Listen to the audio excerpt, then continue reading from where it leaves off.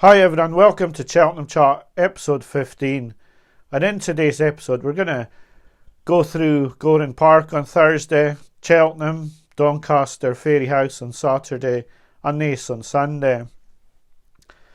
A lot of people have asked me about previews and weekly previews etc, and all I can say to you is that there are brilliant weekend previews done by lots of videos, and I'll just highlight three that I watched last week. Let's talk racing. The bets for the weekend are usually at the end, and Josh put up one bet this weekend, 16 to 1 shot Turningfred, which won. The Understarters Orders podcast's on a Thursday night at 9 o'clock. It's on YouTube, and I think it's also on podcasts on Friday onwards. They highlighted a lot of winners, and Chris Telford, the host, put up a 10 to 1 winner as his only bet of the weekend, and the other guys are putting up numerous winners as well. And also Cheltenham did a Cheltenham Trials Day preview in which they highlighted Cormier quite seriously. Every one of them put it up, and Severance was put up as the danger. They said to do the forecast, and they were first and second. So that content's there if people want to watch it. I only do Cheltenham videos myself for the festival, and I'll get on now with the auction from last week, and I will at the end talk about a Twitter chat I had with an ex-podcaster who gave up, and we'll talk about that at the end. But now on to Goring Park. Goring Park had its big day of the year, the Galmoy hurdle, and also the Thyestes. And to quickly go through the Galmoy, it was a really disappointing day for Classical Dream supporters in the Stairs hurdle. He flopped and no one really knows why. Was it a mental thing or a physical thing? Nothing has come to light yet about his performance, but he was a high profile blowout on the day. Gentleman's Game ran no sort of race again, and I think I'll rest my case on Gentleman's Game from last year, where I had a couple of spots about Gentleman's Game, and I'll just say that the prosecution rests you on him. He was poor again, and it was left to Royal Kahala to pick up the pieces. I don't know if this is a Stairs hurdle contender or not, because I think the race fell to bits. I'd like to see her go to the Stairs hurdle, because I fear her in the Mayor's hurdle against our bet, Tell Me Something Girl. So I'd like to see her go to the Stairs, because she's not a danger if she runs in that. The Stairs I'll discuss a bit further in the video once we talk about Champ at Cheltenham.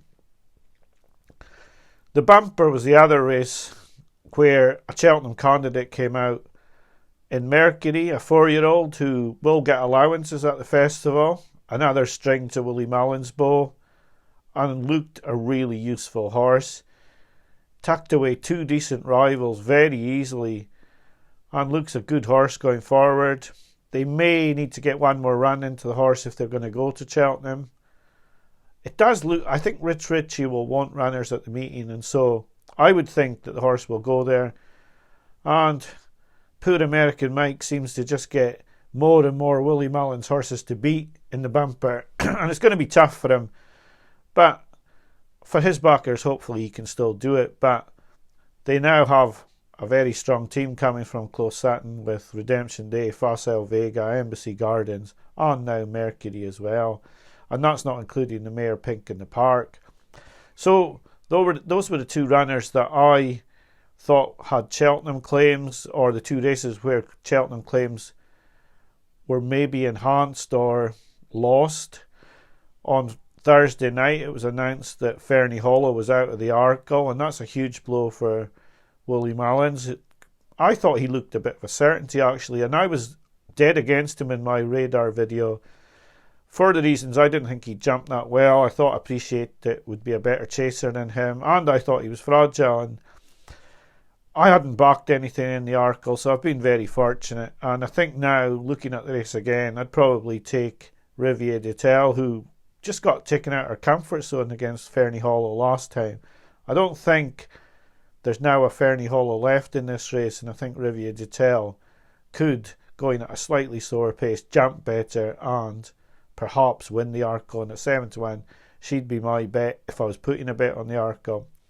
I'll now get on to Saturday's racing at Cheltenham, Doncaster and Fairyhouse. I think if you fancy any British horses for graded races at Cheltenham, you need to have a look at the Triumph Hurdle trial on Saturday, where Gordon Elliott's second string Pied Piper toyed with a group of juvenile herders from the UK, routed them, could have pulled a cart behind them, and probably could have gone round again and still won. Absolutely hacked up. But I do believe that Gordon Elliott really believes Phil Daw is better. I don't think Pied Piper should be favourite on the back of this, mainly because I feel that the other runners in Ireland could quite easily be better than him. Vauban was a bit unlucky to be beaten by him first time out. Phil Daw, his trainer, thinks is better than him, and so that doesn't even take into account the JP McManus KRLN. So for me, I think Pied Piper's been made favourite on the back of a win against horses who were probably a little bit second division, and ICO, who didn't run his race. But you couldn't fail to be excited by this performance or wowed by it, because he was superb, and maybe he's improved, and if he has improved on his debut win, then he maybe is the number one in his yard, and maybe he will stay ahead of Vauban as well. It was a taking performance, really exciting to watch. I wasn't impressed with Chantry House, I have to say. The performance did nothing for me, if I'm honest, and I'm a big fan of Chantry House, but I can't see this horse winning the Gold Cup on this performance. Santini was coming back at him. He was laboured throughout. I didn't think he jumped brilliantly. He wasn't bad, but he wasn't brilliant, and I feel that the Gold Cup could be ripe for an upset. I just have to find the horse that could cause the upset. But I wasn't impressed with Chantry House. Classical Dream had blown out during the week. Now Champ's been beaten. Time Hill's been beaten. Floating Porter's been beaten. Does that mean that Paisley Park coming back into form is the form choice in here? Can you trust him? I'm not really sure. It was good to see him back, but it just muddied the waters further for me, and I think a Stayers Hurdle bet at the moment is beyond me. I'd need to know what was wrong with Classical Dream. I'd need to be finding out if Paisley Park had some sort of issue that's been cleared up, because this is a very big turnaround from his last run to beat Champ. So for me, the Stayers is a race to stay away from at the moment. Third Time Lucky is a horse that just falls right into the category that I'm talking about these British horses who people will think can win the Arkle. And I think as soon as he meets the Irish runners, he's going to get a rude awakening. He was going to win, he was going to beat For Pleasure, but for me, he's not winning an Arkle. And I can't have him, rightly or wrongly. I haven't had a bet in the Arkle. Like I say, if I did have one at the moment, it'd be Riviere du Tel. But as good as he is, I don't think he'll live with the Irish runners when they come over. The other Grade 2 on the card, Mahler Mission, won, and this was good placing from John McConnell. But for me, Mahler Mission isn't going to win the Albert Bartlett. In fact, I would say he's probably got a better horse in his yard in Bardenstown Lod than Mahler Mission. So this was great placing, and I think this could be the peak of his year. The Mayor's Novice, a lot of people will think now that Willie Mullins' pecking order's been sort of shown, apart from maybe Dino Blue, that Allegory Devassi's top of the list. I feel she didn't really have much of a race here. Brandy Love's thrown the race away, jumping to the left, and Grand G's fallen when just coming into contention, although a little bit under pressure. So I think the price on Allegory Devassi at 5-2, 3-1 is short now. She'll carry a penalty. Brandy Love would surely have won this race, but for jumping out to the left and losing countless lengths doing it.